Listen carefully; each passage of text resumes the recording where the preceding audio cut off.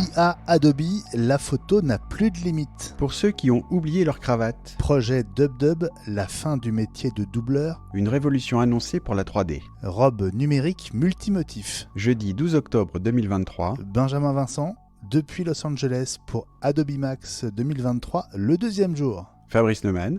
La quotidienne iWeek, épisode 477. Bonjour à tous. Et oui, deuxième jour pour toi Benjamin à la conférence Adobe Max 2023 et tu as assisté ce mercredi à la présentation des projets de recherche les plus innovants d'Adobe dans tous les domaines. C'est un rendez-vous annuel étonnant puisque l'éditeur demande à ses ingénieurs de venir présenter au public de Max une dizaine des nouveautés les plus bluffantes qui deviendront peut-être une réalité dans les prochains mois ou les prochaines années dans les logiciels Adobe. Alors, on commence par la photo ? Oui, alors je t'explique comment ça se passe. On est dans la grande salle ici à Los Angeles qui sert pour la remise des Grammy Awards, donc c'est les victoires de la musique américaine. Donc c'est un endroit très prestigieux. Les Oscars ont aussi été remis dans cette salle, il me semble, à une époque. Et donc, on est dans une ambiance très détendue. On a tous pris des bières, du vin à l'entrée. Tous les bars sont ouverts. On s'installe dans cette salle. Ah bah bravo. Bah oui, c'est à l'américaine, hein, à la bonne franquette, avec modération évidemment, en France. Et donc, on s'installe dans cette très grande salle. Il y a une superbe scène qui a servi la veille pour la grosse keynote d'Adobe. Et donc, on va pendant 2 heures voir défiler les ingénieurs qui sortent des labos Adobe, qui sont en train de travailler sur des projets très innovants qui ne sont pas encore connus, puisque personne ne les a encore vus. Et peut-être qu'un jour, ils intégreront les logiciels Adobe commerciaux. Et ça, c'est un peu l'applaudimètre qui va le déterminer. Alors, on découvre les projets les uns après les autres et je commence par celui-là, le projet Stardust, parce que c'est le seul qui avait un petit peu fuité dans les heures qui ont précédé. Alors le projet Stardust, c'est quoi ? Eh bien, c'est une techno qui permet dans une image, en un clic, de sélectionner n'importe quel objet ou n'importe qui et de le déplacer. Dans l'exemple qu'on a vu, il y avait un couple qui marche dans la rue, qui est au premier plan, et puis le couple est un peu excentré et on aurait envie de la mettre au centre de l'image.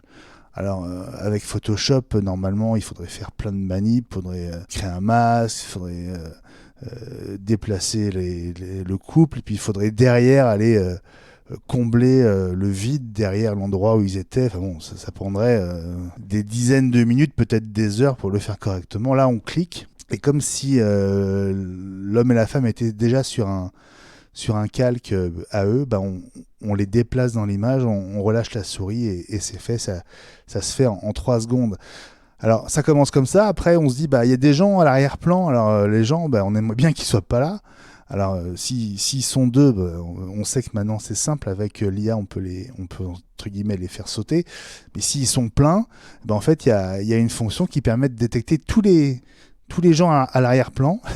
Et donc, ça sélectionne tous les gens qui sont dans l'image en dehors du sujet principal.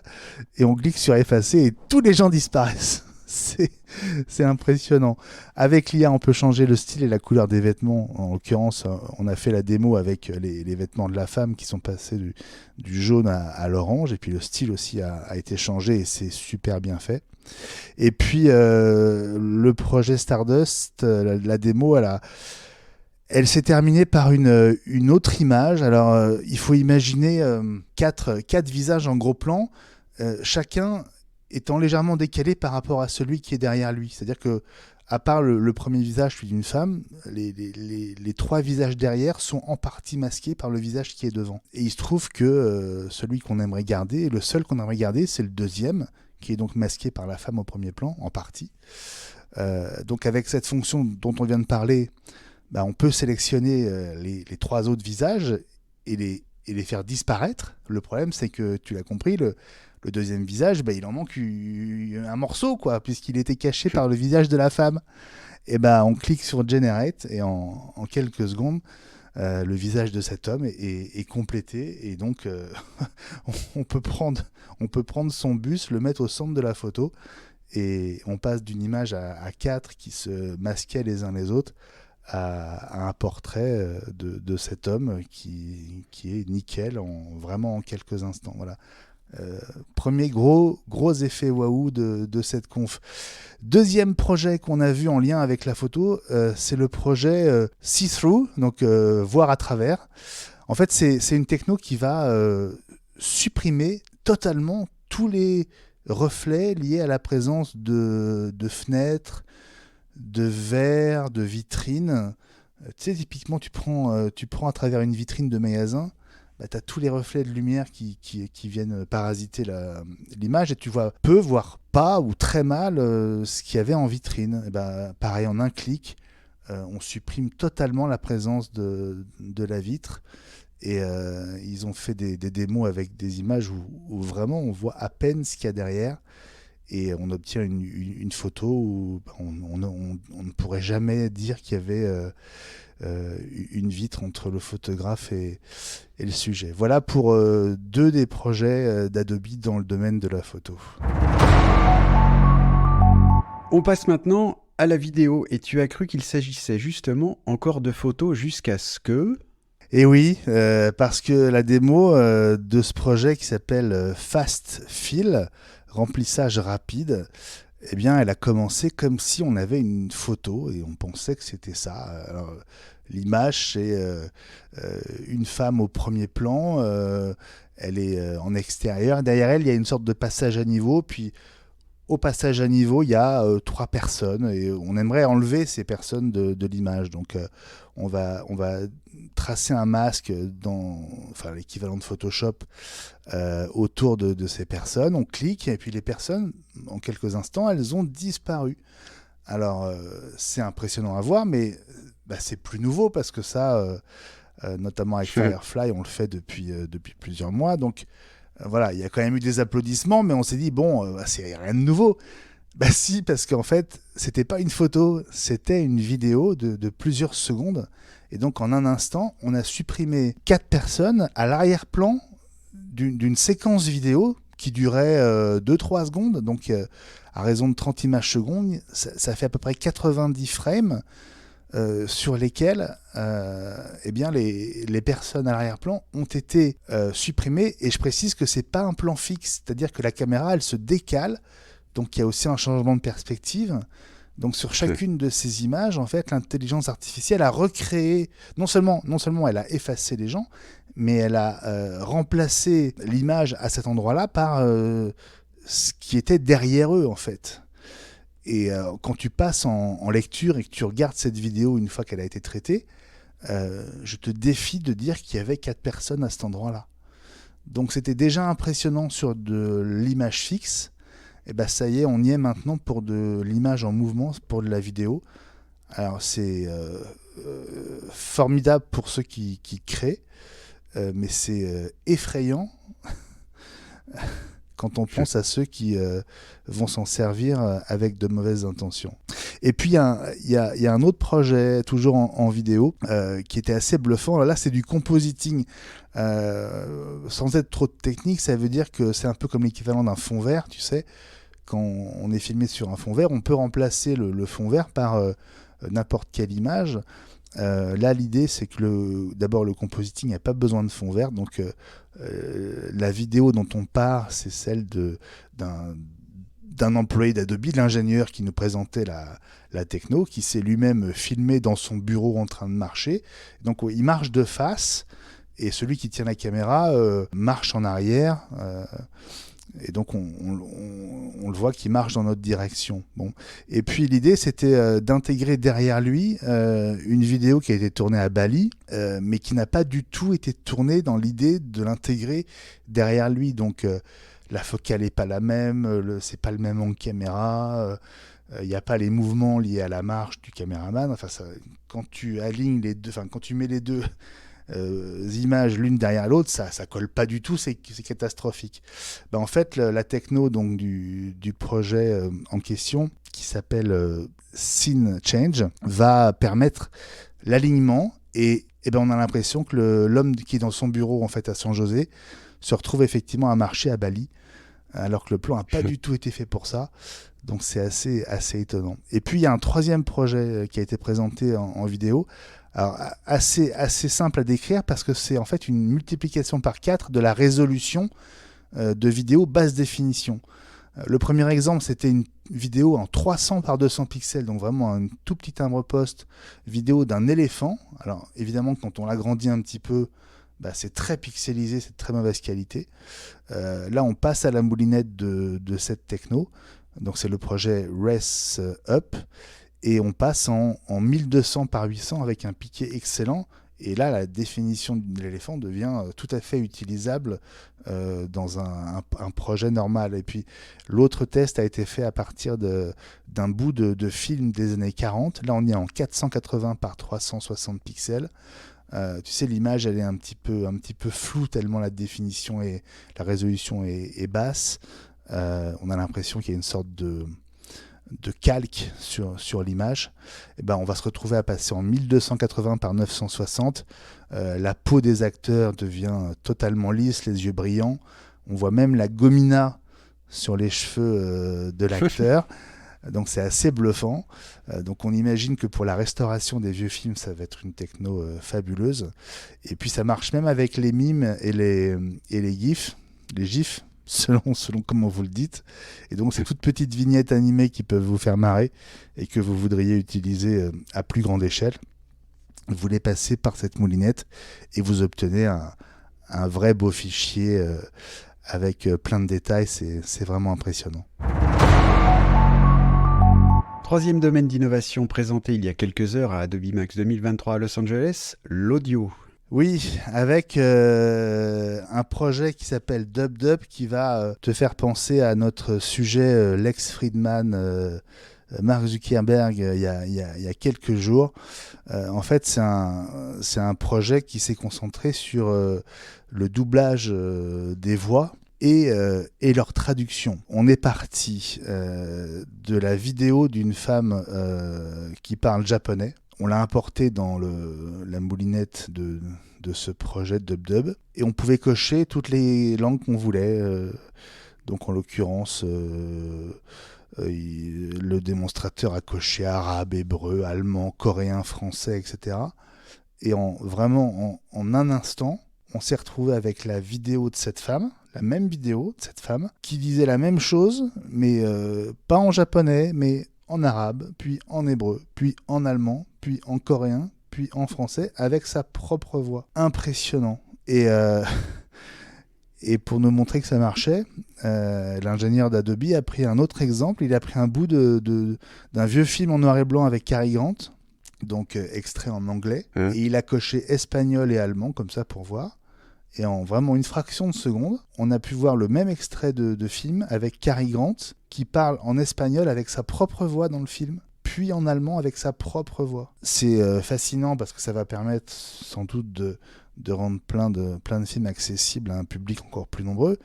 Mais je m'inquiète beaucoup pour ceux qui font du doublage de films, les comédiens, parce que ça veut dire qu'on peut avoir désormais la voix originale des acteurs dans toutes les langues. C'est plus Patrick Poivel, regretté doubleur de Bruce Willis, qui ferait la voix, mais ce serait la voix de Bruce Willis en français. C'est la question qu'on s'était déjà posée quand on a vu les démos d'un outil en ligne qui s'appelle HeyGen, qui fait un peu la même chose avec les mouvements labiales, etc.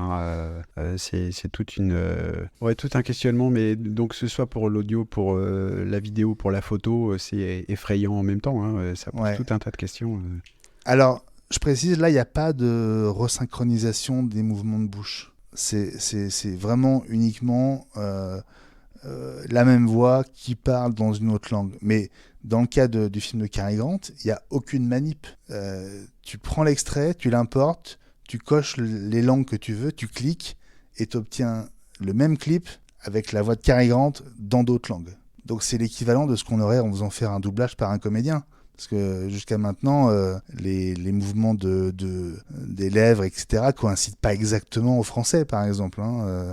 Ils se rapprochent au mieux, mais l'IA intervenait pas jusqu'à maintenant dans les mouvements de bouche. C'est un des Une des grandes difficultés quand tu fais du doublage et que tu écris le doublage, il faut que tu crées des phrases qui essayent de se rapprocher le plus possible des labiales, justement. Et ça fait partie du temps qui est passé, beaucoup de temps passé pour essayer de trouver des phrases justement qui correspondent. J'ai envie de dire que s'il y a des comédiens doubleurs qui nous écoutent, d'abord pour vous plaindre, vous envoyez directement vos mails à Benjamin, qui vient de voir ça, qui décrit ça. Mais en fait, ce serait bien aussi d'avoir des réactions face à ça. Je pense que c'est absolument fascinant de creuser le sujet parce que de toute façon, la techno arrive, la techno s'améliore et elle va être utilisée. Donc, il faut savoir ce qu'on en fait. La 3D a aussi eu droit à son moment waouh ce mercredi à Adobe Max 2023. Allez, vas-y Benjamin, fais-nous rêver ou fais-nous peur, du coup, c'est selon. Oui, alors, petite précision, et on y reviendra dans la semaine Apple, la 3D chez Adobe depuis 4 ans, elle est gérée par un Français qui s'appelle Sébastien Deguy, vous l'entendrez d'ailleurs dans la semaine Apple. Et il rongeait un peu son frein parce qu'il n'avait pas eu droit à la keynote d'ouverture mardi matin, en tout cas ce que fait son équipe. Il faut dire que c'est pas totalement prêt, c'est pour ça que ça faisait partie des sneak peeks de ce mercredi. Et donc ce projet, premier bout de techno qu'on a aperçu qui s'appelle le projet Neo, il consiste en fait en un outil qui permet de concevoir des scènes en 3D beaucoup plus vite qu'avec les outils qui existent aujourd'hui. Là, la démo, le projet, c'était de créer un terrain de basket en 3D, mais alors, assez complexe, avec une sorte de bâtiment autour, en arc de cercle, avec des fenêtres, avec les arbres autour, etc. Bon, ils ont créé tout ça en 5 minutes. Ils ont exporté le projet dans Illustrator, et donc ils ont tout récupéré sous forme vectorielle, ce qui permet de continuer à tout modifier à l'envie. Donc voilà, hyper prometteur, ça a bien marché en termes d'applaudissements à l'applaudimètre. Et puis l'autre projet dans le domaine de la 3D, mais qui en fait est un mix entre 3D et Firefly, donc la génération d'images par l'intelligence artificielle. En fait, il s'appelle le projet Posable. Et l'idée, c'est que c'est vrai que quand on tape un prompt, donc quand on fait une demande sous forme de texte à l'intelligence artificielle pour obtenir une image, l'image qu'on obtient, elle est un peu aléatoire, quoi. Si on demande une princesse assise sur un trône dans son château, on ne sait pas dans quelle position vraiment va être la princesse. Et l'idée, c'est de partir en fait d'une sorte de squelette en 3D dont on va pouvoir préciser la posture et à partir de cette posture, obtenir exactement l'angle et la position du corps qu'on veut pour le personnage dans l'image créée par l'intelligence artificielle. Là où ça devient intéressant, c'est que cette posture, on peut la définir en important une image dans laquelle un autre personnage a cette posture justement. Donc on n'a même pas forcément besoin de tout définir soi-même, il suffit de trouver une image qui correspond à ce qu'on aimerait obtenir au final, on l'importe dans l'outil et l'outil va générer une nouvelle image via Firefly, avec l'angle, avec peut-être le torse un peu penché en avant, la tête sur le côté, voilà. Donc c'est à nouveau un gain de temps et ceux qui étaient dans la salle ont beaucoup apprécié. Et puis on termine par une innovation totalement inattendue de la part d'Adobe. En tout cas, à vrai dire, visiblement, tu ne t'y attendais pas, toi. Personne, parce que, tu sais, donc on a eu droit à 11 présentations et elles se sont succédées à chaque fois qu'un nouvel ingénieur, enfin une nouvelle ingénieure arrivait sur scène. Eh bien, elle était derrière son pupitre, elle était devant un Mac et puis elle se servait du Mac pour faire sa démo. Donc on s'attendait à ce que toutes les démos soient comme ça et donc on a vu une jeune femme s'installer derrière le pupitre dans une sorte équivalent d'une robe de soirée. Et puis derrière elle, sur le grand écran, il y avait Illustrator affiché avec toute évidence des modèles de robes, mais déclinés avec plusieurs motifs. Et elle a commencé à nous parler de la manière dont ça se passe d'habitude. On prend une robe et puis on la copie, on la duplique et puis chacune des itérations va avoir un look différent, etc. Et elle dit, en fait, les vêtements sont pas voués à être statiques. Et donc là, en fait, elle a quitté le pupitre, elle s'est mise au milieu de la scène, et sa robe a changé. C'est-à-dire que les motifs de sa robe ont changé devant nous. Alors, ils ont changé une fois. Alors, on s'est tous demandé ce qui se passait. Et puis, ils ont changé une deuxième fois, une troisième fois, une quatrième fois. Et là, ça a été un tonnerre d'applaudissements parce que c'était vraiment très inattendu. Elle nous a dit que les motifs n'étaient pas forcément fixes.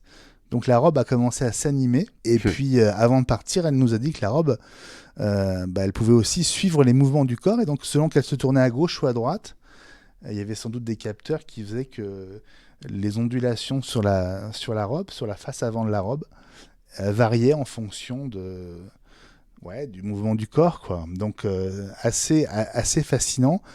Elle a expliqué que c'est donc son équipe qui avait tout créé. Elle avait elle-même cousu la robe pour faire ce proto. Et apparemment, c'est que le début d'une nouvelle aventure qui aurait des possibilités assez infinies selon elle. Ça m'a rappelé la voiture de BM, si je ne me trompe pas, présentée au CES il y a presque 2 ans, la fameuse voiture qui changeait de couleur. Il y a 2 ans, elle passait du blanc au gris anthracite. En janvier dernier, elle changeait vraiment de couleur, c'est-à-dire qu'elle pouvait avoir, je crois, 240 couleurs. Il y avait un grand nombre de zones, chaque zone pouvait être d'une couleur différente, donc on pouvait quasiment tout imaginer en termes de design. J'imagine que cette robe, elle va suivre à peu près la même évolution. Là, c'était un peu une version monochrome de la robe avec des motifs qui changent. Je suis sûr que l'année prochaine, on verra la même robe avec des couleurs. Voilà, c'était inattendu et assez sympa. Et puis, il y a eu 2 autres projets, je t'en parle rapidement, histoire de ne pas les oublier. D'abord, le projet Glyph Ease, qui permet en fait à partir de juste 2-3 formes qu'on dessine et qu'on importe, de créer une police de caractère complète. Alors c'est marrant, c'est assez sympa. Celle qui était utilisée dans la démo en fait avait une texture comme des biscottes. Je sais pas si tu vois un peu le style, c'était assez rigolo. Ça peut être très pratique pour les graphistes. Et puis le dernier projet, la dernière démo à laquelle on a eu droit, c'est pour générer des images vectorielles, donc qu'on va récupérer dans Illustrator à partir de croquis vraiment très très simples. Plutôt que de faire du texte to image dans Firefly, c'est-à-dire de taper une demande sous forme de mots. Là, on va dessiner de manière très grossière, hein, parce que vraiment, même moi, je saurais faire un chat aussi peu réussi que ça, si tu veux. Vraiment, c'est des traits très grossiers qui ressemblent à un chat, mais justement, l'idée, c'est de donner une intention, d'expliquer que le chat, on voudrait qu'il ait une patte tendue vers une balle. Donc, on va faire un chat très, très grossièrement. On va mettre en avant une de ses pattes et puis on va dessiner un rond devant lui. Et on va quand même, dans le prompt, écrire cat pour dire que c'est un chat, pour pas avoir un cheval à l'arrivée. Et on obtient des dessins de chat avec une balle dans la position qu'on souhaitait par rapport à notre croquis. Après, si on ajoute un trait de couleur sur le chat, automatiquement il va être colorisé avec des dégradés. Là c'était du jaune et du orange sur le museau. Et puis là on dessine une montagne très grossièrement, on fait comme un accent circonflexe derrière le chat et on a des montagnes. Enfin voilà.